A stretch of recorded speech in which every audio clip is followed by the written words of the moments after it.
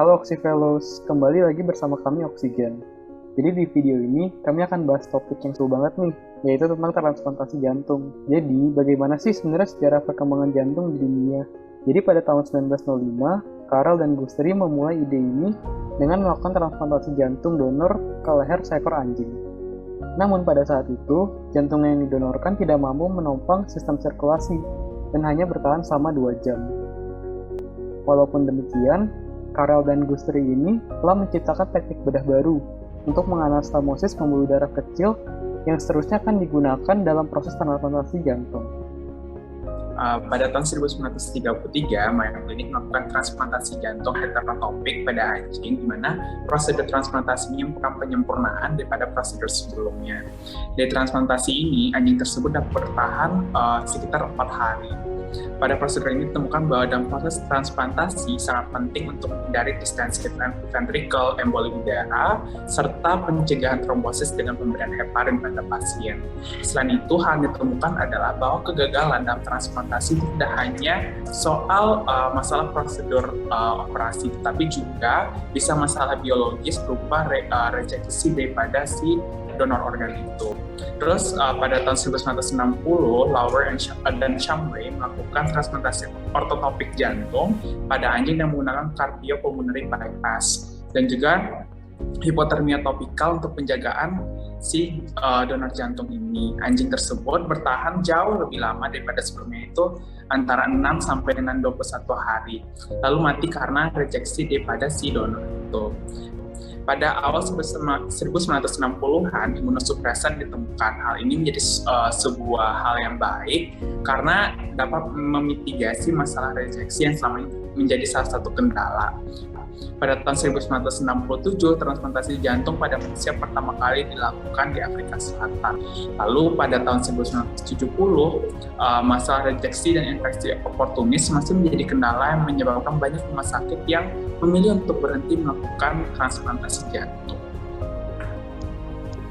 Hingga pada akhirnya di tahun 1980, ditemukanlah suatu obat bernama siklosporin yang berfungsi untuk mensupresi atau menekan sistem imun pasien untuk mencegah penolakan yang tadi disebutkan terhadap organ yang ditransplantasi. Dengan demikian terjadi penurunan angka mortalitas yang sangat tinggi karena obat ini, yaitu si siklosporin ini. Ilmu pengetahuan terus berkembang hingga pada akhirnya proses transplantasi jantung ini banyak dikerjakan pada pusat kesehatan tersier dan dipelajari di pusat-pusat akademik kedokteran di Amerika Serikat pada tahun 1990-an. Kemudian, informasi terbaru yaitu pada Maret 2022, kasus transplantasi jantung babi pertama ke manusia berhasil dilakukan di Rumah Sakit Maryland pada pria berumur 57 tahun. Pria ini berhasil bertahan hidup selama 2 bulan menggunakan jantung baru yang dari babi ini. Namun, pasien ini pada akhirnya meninggal karena kondisi gagal jantung. Nah, kalau di Indonesia, apakah di tahun 2022 ini transplantasi jantung sudah bisa dilakukan? Dan bagaimana sih perkembangannya di Indonesia?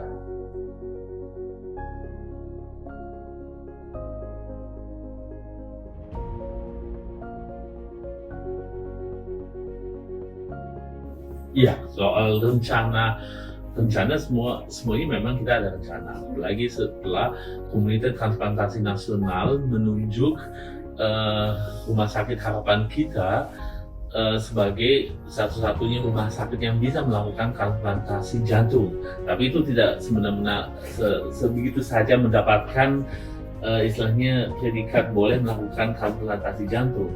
Persiapan ke arah sana juga sangat istilahnya terjalah. Kita harus melakukan pelatihan, kita harus mengirim dokter-dokter ke luar negeri untuk ke arah sana. Kita harus mulai, pertama kan SDM-nya dulu lah yang harus dikembangkan seperti itu. Baru nanti kita harus membuat alur-alurnya, bagaimana kalau ada yang mau mendaftar, bagaimana untuk menyumbangkan organnya lah gitu. Bagaimana dengan obat-obatan dan persiapan yang lainnya gitu. Semua timnya bisa dibilang sama dengan operasi jantung pada umumnya. Tidak ada perbedaan Ya, tidak ada perbedaan. Hanya perbedaannya adalah di patologi anatominya saja. Gitu. Mungkin kalau di bedah jantung itu hanya pada keadaan tumor yang kita perlu patologi anatomi, tapi kalau pada transplantasi jantung ya kita harus melakukan biopsi jantung itu secara rutin. Jadi biopsi jantung melihat ada tidaknya penolakan jaringan atau penolakan dari organ yang kita transplantasi tersebut. Tapi kalau dari A sampai Z-nya ya timnya itu bisa dibilang sama dengan operasi jantung yang rutin. Apa aja? Anestesi, dokter jantung, dokter ICU, terus habis itu juga yang pendukungnya adalah perfusionis, scrub nurse, perawat anestesi, perawat ICU, dan perawat lainnya ada di ruangan lah gitu. Yang saya tambahin cuma ada 2 tim ya. Kalau proses transplantasi kan ada tim yang akan mengambil jantung dari donor, kemudian tim yang berikutnya memindahkan tadi jantung yang sudah diambil dari donor dipindahkan ke resipiennya. Jadi 2 tim ini dalam waktu yang hampir bersamaan ya itu melakukan pekerjaan yang sama dan timnya itu sama. Ada dokter bedahnya, ada perfusionisnya, ada dokter anestesi, scrub nurse, perfusionis. Di tim yang mengerjakan di resipien juga sama. Jadi sama semua tim. Sebagai menghemat waktu. Ya. Bayangkan misalnya donornya ada di misalnya ya Bandung, terus resipiennya di Jakarta, ya kan? Kalau misalnya timnya pergi ke Bandung dulu terus ngambil organnya, terus berjalan ke Jakarta terus baru nyiapin pasien di Jakarta, mereka bisa buang waktu. Jadi dibuat sedemikian kita butuh waktu ke Bandung ngambil organnya sekian menit, sama balik kita udah tahu sekian menit. Jadi di Jakarta udah disiapin, itu misalnya seperti itu. Kalau misalnya ngambil organnya di rumah sakit sebelah pun, ya itu juga diperhitungkan. Ya, jadi makanya perlu tadi seperti kata Dr. Sulisman 2 tim, satu bagian ngambil, satu yang bagian menyiapkan resipiennya. Gitu.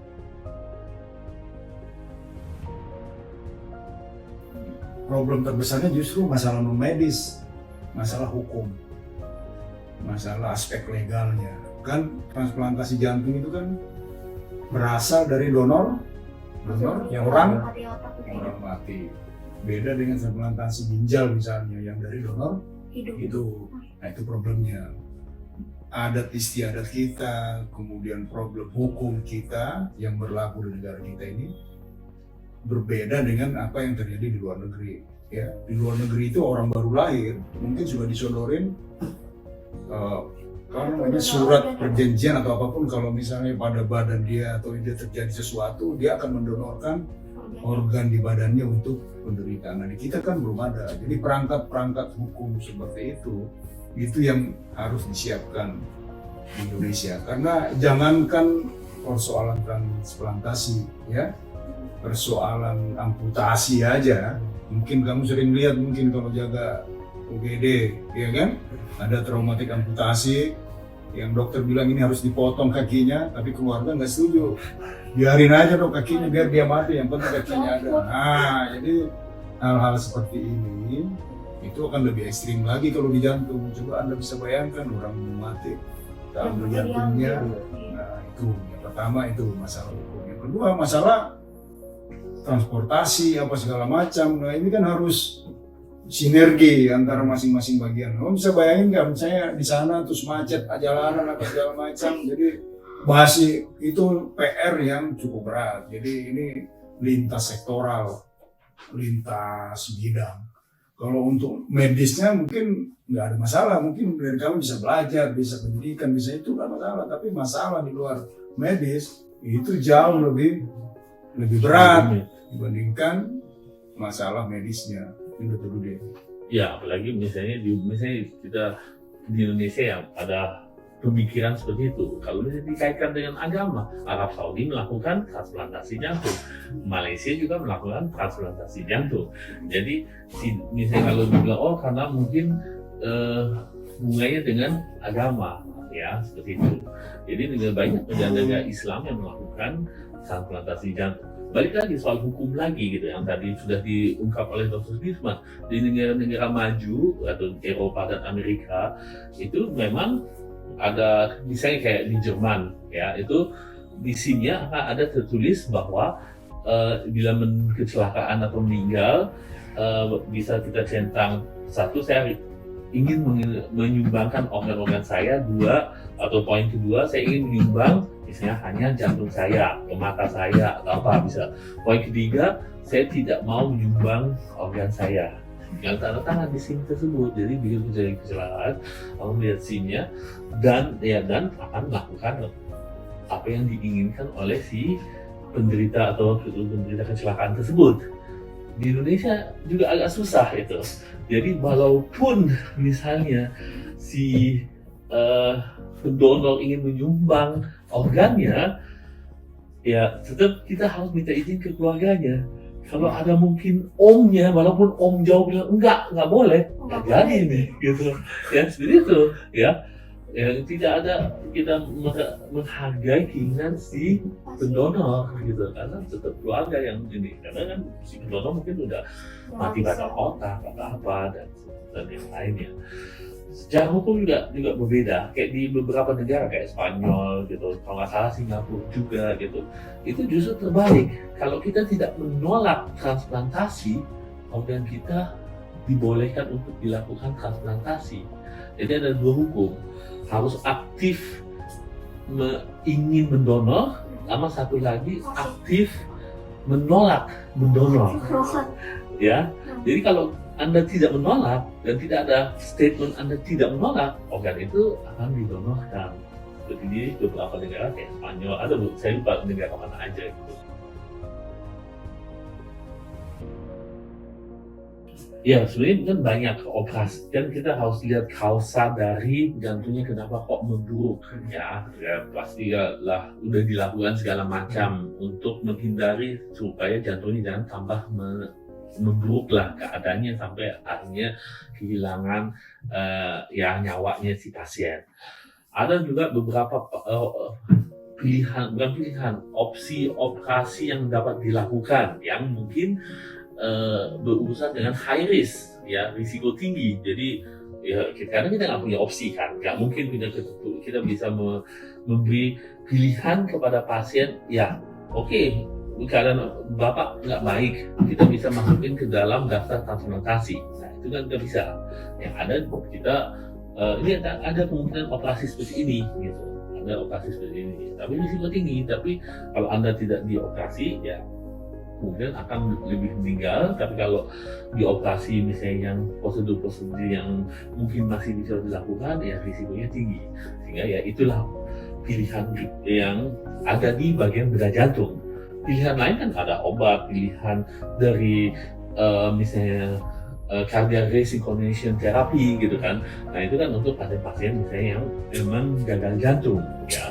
Terus yang ketiga yang mungkin sangat mahal yang dapat dilakukan tanpa melakukan transplantasi adalah melakukan artificial heart atau disebut dengan LVAD, Left Ventricular Assist Device. VAD ya tuh? Ya, LVAD gitu. Nah, tapi itu ada macam-macam, ada yang short term, ada yang intermediate term, ada yang long term. Nah, dan itu berhubungan dengan harga gitu. Kalau yang short dan long term sendiri, harganya kira-kira kisaran berapa dong? Ya kalau yang short term itu ya bisa antara 100 juta sampai 300 juta. 100 juta. Kalau yang long term? Antara 3 sampai 5 M. Bedanya jauh antara short term dengan long term. Yang sudah misalnya di-approve sebagai destination therapy. Jadi untuk pasien-pasien di atas 65 tahun kan tidak boleh ditransplant di luar negeri juga gitu. Jadi untuk pasien-pasien di atas 65 tahun itu pilihannya adalah tadi LVAD, LVAD gitu kan. Ya dan ya itu udah di sama FDA Amerika sudah diberi izin sebagai destination therapy. Kita harus lihat keadaan pasiennya dalam penerimaan dari jantung tersebut. Ya kita bicara di negara maju ya, apalagi misalnya di tempat yang saya dulu sekolah itu kurang lebih pasien itu berada di rumah sakit 10 sampai 14 hari sesudah transportasi, jadi udah bisa pulang. Tapi kan kita harus lihat ada tidaknya penolakan, karena satu minggu sesudah transplantasi itu biasanya dilakukan biopsi ya, di hari ke-7 misalnya, dan misalnya juga bisa hari ke-10 ya, dan sebelum pulang gitu ya seperti itu. Kalau dilihat tidak ada penolakan, pasien baik-baik saja, pasien juga udah mobilisasi yang baik, ya boleh pulang, ngapain ditahan-tahan di rumah sakit gitu.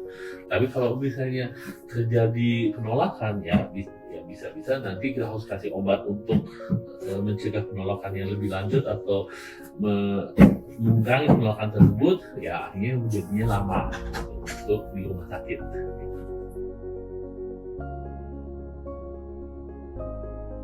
50% pasien masih hidup di angka 12-14 tahun. Tetap ada yang hidupnya mungkin 20 tahun, ada yang hidupnya 5 tahun, tapi kan kita harus pakai kan angka 50%. Apa sih average yang masih kita rata orang masih hidup gitu.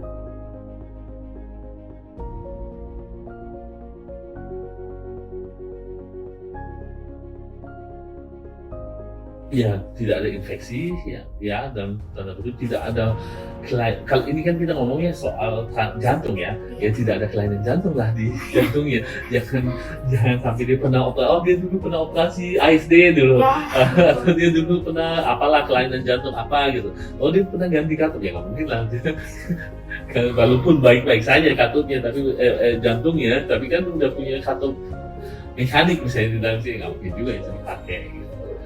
Ya pasti kriteria yang utama adalah jantungnya harus baik gitu, tidak ada kelainan pada jantung tersebut dari hasil misalnya dari dari echo jantung gitu, tidak ada perubahan enzim ya, jangan ada perubahan EKG dan sebagainya.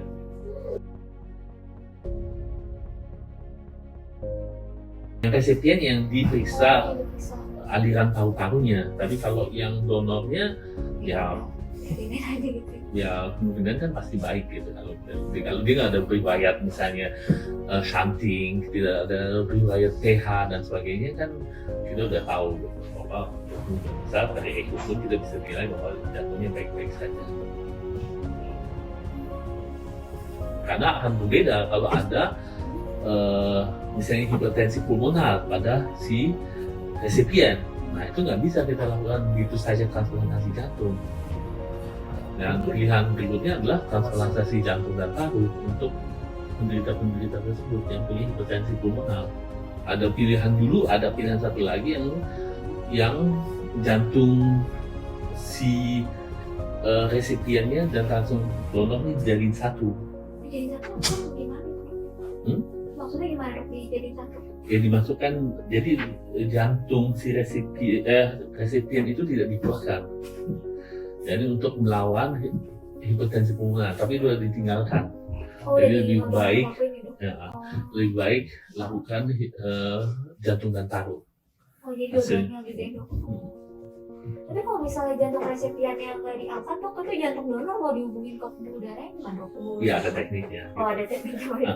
Tapi kalau nggak ada ini, kita harus ambil paru kanan yang bagian tengah, kan ada 3 kan. Nah itu diambil supaya ada tempat buat jantung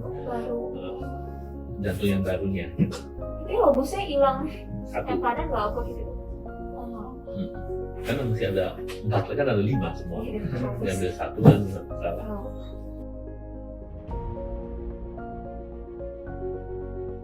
Ya mungkin dengan kita mempromosikan bahwa donor itu dapat dilakukan, bahwa itu tidak menentang agama, bahwa itu hal yang mulia dilakukan.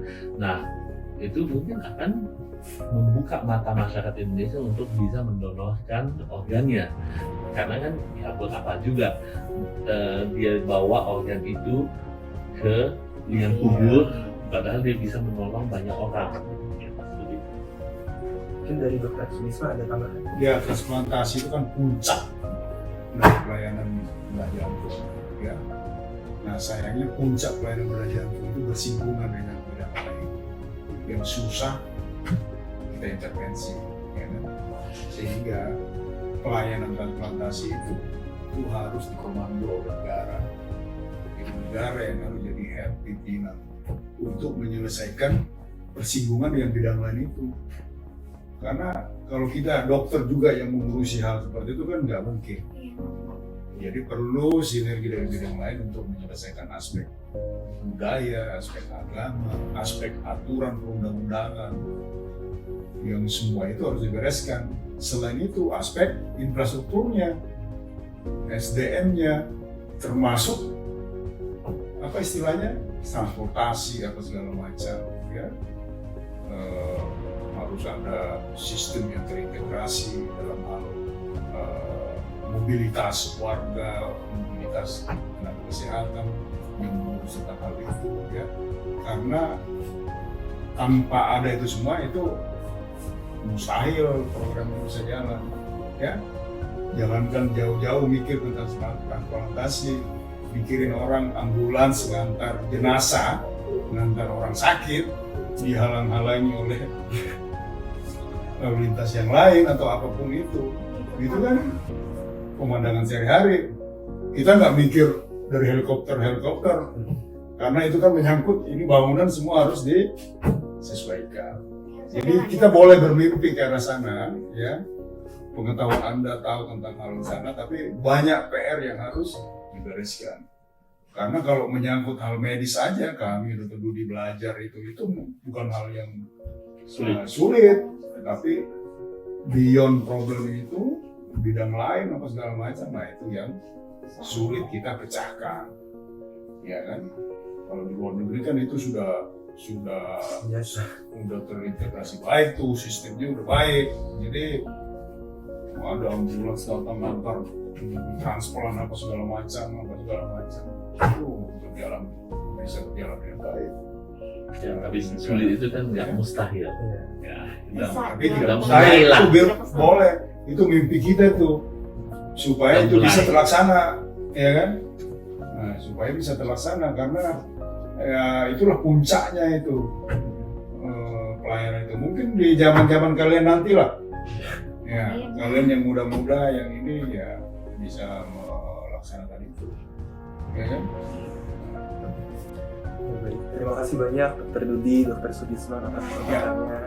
Semoga nanti di masa depan Indonesia bisa menjadi salah satu, khususnya harapan kita bisa menjadi salah satu pionir Amin. transplantasi jantung. Terima kasih banyak, Bapak. Oke. Dari